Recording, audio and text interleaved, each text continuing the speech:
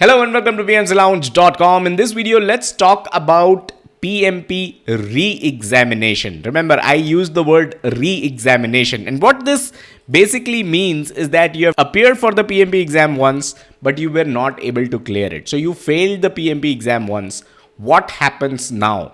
Can you retake the exam? So there are 2-3 things that you should be aware of, and I've created a video on this earlier, but there were certain comments on that video where I thought maybe I should have been more detailed in my answer. So you basically, when you appear for the PMP exam, you need to fill out the PMP application form, right? And once that application form is approved, that is when you will be able to appear for the PMP exam for the first time. The date your application form is approved, from that date, you have 1 year eligibility period to take up the PMP exam for the first time, second time, or third time, right? If you're not able to clear it for the first time and you want to take up the PMP exam again, the second time, you will have to take it in that 1 year eligibility period, right? Even the third time, you have to take it in that 1 year eligibility period.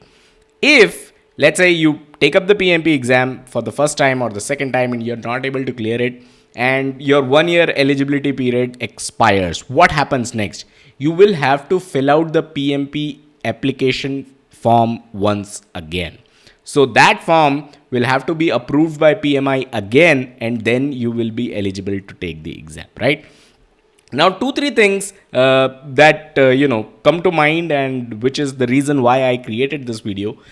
First is certain people confuse this PMP exam eligibility period with PMI membership, the PMI annual membership.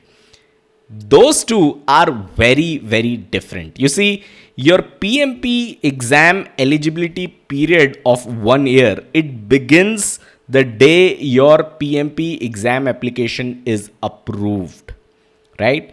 But your PMI membership begins the day you pay the annual membership fee, and you don't have to have a PMP certification, or you don't need to plan for a PMP certification to become a PMI member. You can become a PMI member, by just paying the fees. You don't have to do anything else. However, a lot of people take up the PMI annual membership when they are planning for their PMP. The simple reason for that is the fact that PMI membership costs $129.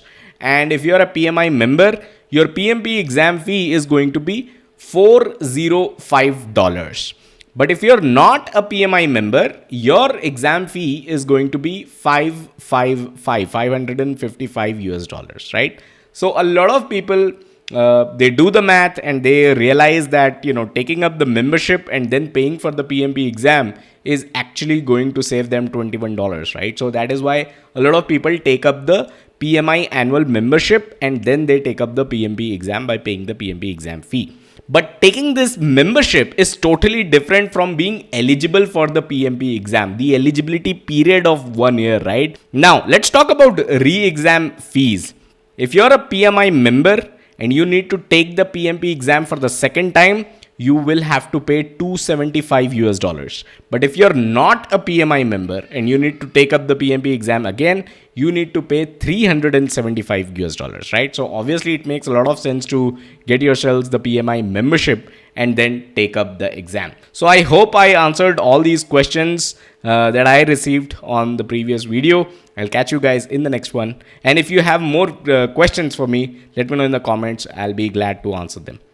I'll catch you guys in the next one. Bye-bye.